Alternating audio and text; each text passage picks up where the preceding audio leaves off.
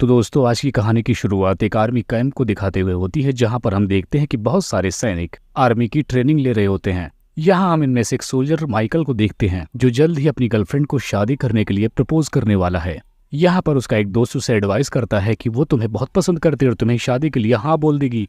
अब रात के टाइम हम देखते हैं कि माइकल अपने घर आ चुका होता है, जहाँ पर उसकी गर्लफ्रेंड उसके लिए डिश बनाकर रखी होती है और उसी वक्त वो उसे शादी के लिए प्रपोज कर देता है। यहाँ पर हम इस लड़की का नाम एबी जान पाते हैं, जो इस वक्त उसका प्रपोजल एक्सेप्ट कर लेती है। जिसके बाद हम देखते हैं कि ये दोनों भरपूर रोमांस के लिए इंटीमेट होने लगते हैं। अब अगली सुबह हम देखते हैं कि माइकल को एक फोन आता है, जिसमें उसे बताया जाता है कि उसके डैड को हार्ट अटैक आ चुका है। लेकिन हम देखते हैं कि माइकल का अपने फादर के साथ कुछ खास रिश्ता नहीं था, जिसकी वजह से वो वहां जाने से मना कर देता है। लेकिन एबी के बहुत समझाने के बाद वो अपने फादर से मिलने के लिए चला जाता है। हम देखते हैं माइकल के पहुंचने के बाद वो देखते हैं कि उसके डैड की हालत बिल्कुल ठीक है और जब उन्हें होश आता है तो एबी और माइकल मिलकर उन्हें अपने घर लेकर आते हैं। यहाँ पर एबी माइकल के डैड के घर पर पहुंचने के बाद उनका घर देखकर हैरान रह जाती है, क्योंकि उसे ये नहीं पता था कि माइकल के फादर इतने ज्यादा अमीर हैं। अगली सुबह हम देखते हैं कि एबी मार्केट से सब्जियां लाकर टेबल पर रख देती है, जिसके बाद माइकल का डैड उन्हें उठाकर ले जाकर किचन में रखने लगता है। लेकिन इसी दौरान वो गलती से माइकल के फोन को भी गिरा देता है। ऐसा देखने के बाद माइकल रोजदान पर चिल्लाने लगता है, यानी अपने डैड पर। तभी यहाँ पर एबी आकर माइकल को संभालती है। अब रात के टाइम वो माइकल को समझाती है कि तुम्हें अपने डैड के साथ ऐसा बिहेव नहीं करना चाहिए। तब यहाँ पर माइकल एबी को बताता है कि बचपन से ही मुझे अपने डैड की बहुत जरूरत थी, लेकिन आज तक वो कभी मेरी जरूरत के टाइम पर मेरे साथ नहीं थे। इस दौरान उसके डैड रोजदान भी उसकी बातें सुन रहे होते हैं। तब एबी कहती है कि वो सब पुरानी बातें थी, लेकिन इस वक्त मैं तुम्हारे साथ एक अच्छी फैमिली बनाना चाहती हूँ और तुम्हें अपना सारा पास्ट भूलकर एक नई शुरुआत करनी चाहिए। अब थोड़ी देर बाद देखते हैं कि रोजदान माइकल के पास जाते हैं और उससे अपने किए की माफी मांगते हैं। यहाँ पर वो कहते हैं कि मैं इस बात को बिल्कुल मानता हूँ कि मैं आज तक तुम्हें कभी टाइम नहीं दे पाया, लेकिन मैं तुम्हारे बच्चे को अपना सारा टाइम देना चाहता हूँ। जिसकी वजह से माइकल काफी इमोशनल हो जाता है और वो अपने पिता को गले से लगाकर उनकी बात को मान जाता है और उन्हें माफ कर देता है।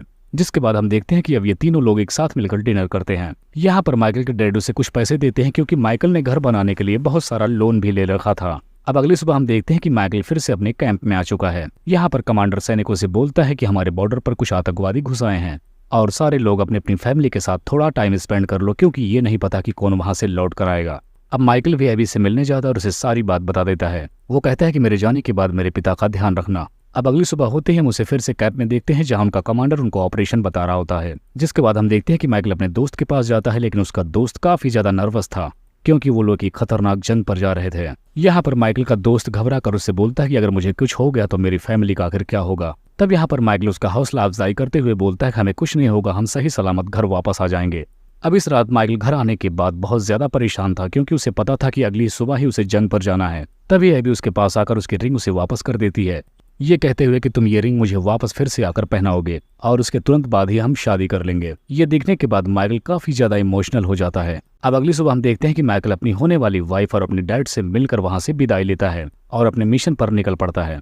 अब एक हफ्ता गुजर जाता है, जिसके बाद हम देखते हैं कि माइकल एबी को फोन लगाता है, लेकिन नेटवर्क कनेक्शन ठीक ना होने की वजह से उनकी बात नहीं हो पाती। अब इधर हम एबी को देखते हैं, जो रोजदान के घर पर ही थी और इसी दौरान तभी वहाँ रोजदान की बिजनेस पार्टनर आती है, जिसका नाम टेरिसा होता है। यहाँ वो कुछ पेपर्स पर साइन लेने के लिए आई थी। तब यहाँ पर रोजदान उन दोनों को इंट्रोड्यूस करवाता है और फिर वो टेरिसा को अपने साथ लेकर उसे अपने कमरे में चला जाता है। अब हम देखते हैं कि वो टेरिसा के पेपर पे साइन करने के बाद टेरिसा को अपने साथ बेड पर लेकर उसके साथ जबरदस्त रोमांस करते हैं। अगली सुबह एबी और रोजदान ब्रेकफास्ट कर रहे होते हैं। तभी वहां पर टेरिसा आ जाती है और उन दोनों को एक दूसरे के साथ ब्रेकफास्ट करते हुए देखकर उसे उन पर कुछ शक होने लगता है। अब रात होने के बाद टेरिसा रोजदान के पास आती है और उससे पूछती है कि आखिर तुम दोनों के बीच क्या चल रहा है। तब यहाँ पर रोजदान उसे समझाता है कि वो मेरे बेटे की होने वाली वाइफ है और हम दोनों में ऐसा कुछ नहीं है जो तुम सोच रही। इधर दूसरी तरफ हम माइकल को देखते हैं, जिसके बहुत साथी मारे जाने के बाद उसकी भी मौत हो जाती है। अब उसकी मौत की खबर सुनने के बाद रोजदान और एबी दोनों बुरी तरीके से टूट जाते हैं। अब हम देखते हैं कि थोड़ा टाइम बीतने के बाद एबी रोजदान का घर छोड़कर वहां से जाने लगती है, क्योंकि अब उसका माइकल नहीं रहा।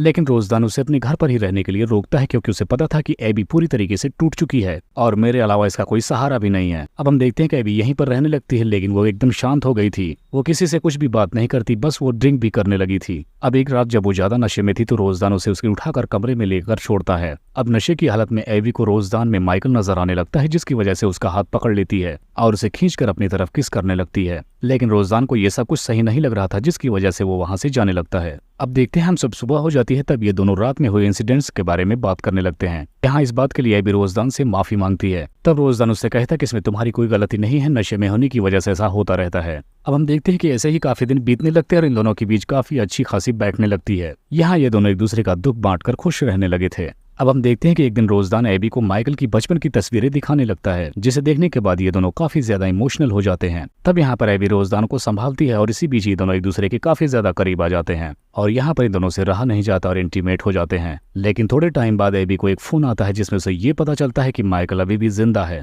अब ये सुनने के बाद एबी ज्यादा खुश भी थी, लेकिन जो पिछली रात में हुआ उस बात को लेकर काफी ज्यादा दुखी भी थे।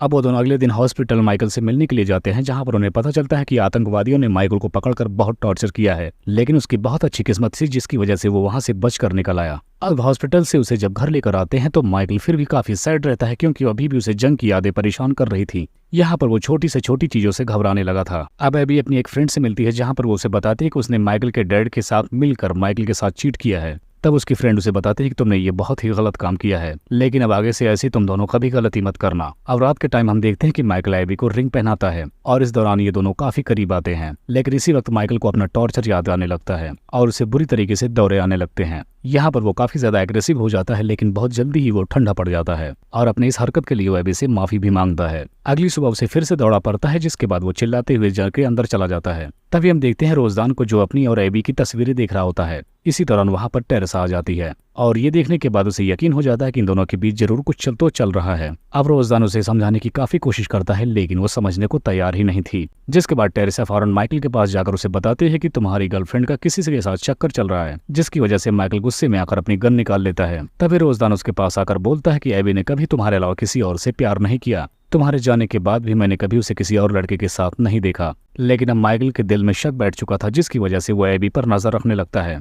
अब जब वो एबी को उसके करीब के साथ देखता है तो वो उस पर भी गन तान देता है, जिसके बाद एबी बड़ी मुश्किल से उसे समझाकर अपने घर ले जाती है। अब घर आने के बाद वो फिर से चिल्लाने लगता है और गुस्से में आकर वो वहां से चला जाता है। अब वो वहां से सीधा एक बार में पहुंचता है, जहां पहुंचने के बाद उसके साथ एक लड़की फ्लर्ट करने लगती है। अब वो उस लड़की को अपने साथ लेकर एक रूम में जाकर उसके साथ रोमांस करने लगता है, लेकिन तभी अचानक से उसे ये बात का एहसास होता है कि वो ये गलत कर रहा है, जिसके बाद वो उस लड़की को फौरन वहां से जाने के लिए कहने लगता है। उधर एबी को काफी ज्यादा दुखी देखकर रोजदान उससे बात करने के लिए आता है। इसी दौरान ये दोनों फिर से एक दूसरे के काफी करीब आ जाते हैं। अब जैसे ही रोजदान घर के अंदर आता है तो एबी और रोजदान को आपस में बातें करते हुए देखता है। यहाँ इन दोनों को लगता है कि वो बाल बाल बच गए। अब रात के टाइम जब ये तीनों डिनर करते हैं, तब यहाँ पर माइकल बताता है कि वो आखिर उस जंग में कैसे आतंकवादियों से बचकर भागा। अब सारी कहानी बताने के बाद वो अपनी गन निकालता है, क्योंकि उसे इन दोनों के अफेयर के बारे में पता चल चुका था। यहाँ पर एबी उसे बहुत समझाती है, जिसकी वजह से माइकल कंफ्यूज होकर अपनी गन खुद पर ही तान लेता है। जिसके बाद हमें कुछ टाइम बाद का सीन दिखाया जाता है और इस वक्त ये तीनों अलग अलग रहने लगे थे। इसके बाद हम देखते हैं कि एक दिन रोजदान माइकल के घर पर जाता है, जहाँ पर वो उससे कहता है कि वो काफी बीमार है।